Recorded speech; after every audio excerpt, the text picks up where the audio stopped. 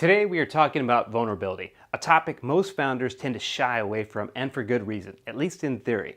We have all made big mistakes, failed miserably at things, and have done dumb stuff in our past. And no matter how hard one tries or how well we prepare, bad things are going to happen when you start a company. Guaranteed. As entrepreneurs, we end up sweeping that stuff under the rug and don't tell anyone about it. Brene Brown, New York Times bestselling author of The Power of Vulnerability and one of the world's foremost experts on vulnerability, and someone I've had the opportunity to meet and film, says it like this: to be vulnerable is to risk being wounded, not just emotionally, but being subject to criticism, moral scrutiny, or to temptation, as in a point of weakness. But what Brene teaches, and what I've discovered in talking with hundreds of successful entrepreneurs that have learned to embrace vulnerability, is there is tremendous power in vulnerability. Hi, I'm Lynn Graft, founder of Storytelling for Entrepreneurs, where we help founders create, tell, and share their story so they can get the resources they need to launch and grow their business. This is why I wanted to dive into this concept of vulnerability, because what most founders don't realize is that vulnerability is actually a gateway drug to the heart. It's one of the fastest and most efficient ways to make a connection with others, and that is at the heart of great storytelling. People want to hear about our failures because we are all flawed at heart. And this is what allows us as a founder to make a visceral connection with audiences, because that is something that is really very difficult to do normally.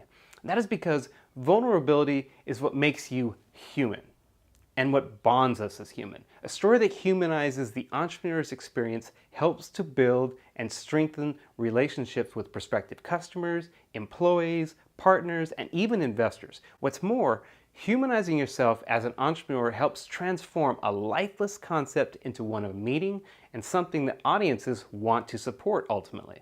Our failures, struggles, mistakes, they make us more, relatable and accessible to the audience. In return, this builds trust with the audience, and trust is what helps move people to action. Ideas have to be implemented, either by other people, yourself, but you're still going to need resources to implement those ideas. When you're vulnerable, you're building a path to influence to your audience and letting them see your scars as well as your successes.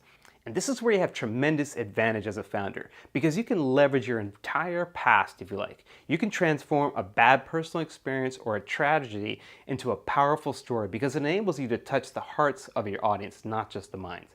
By embracing vulnerability and being vulnerable, you're showing courage and confidence, and that oozes a sense of self. The fascinating aspect of this is that's the opposite of being weak. It makes us less defensive, more accountable, and more confident of our path.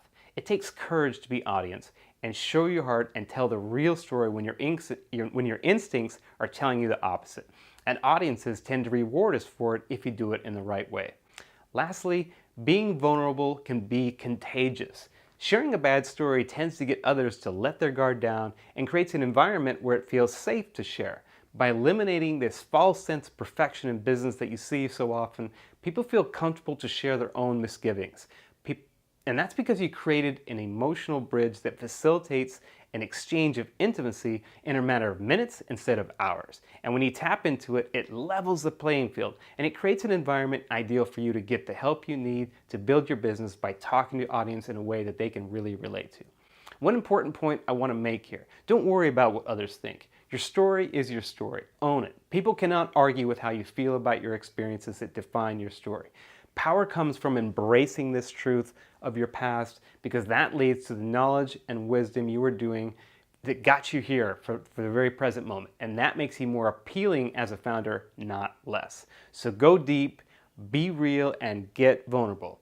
After all, as Brene Brown says, what makes you vulnerable makes you beautiful. This is your time to shine. Smiles, wrinkles, and scars alike. Thanks for watching.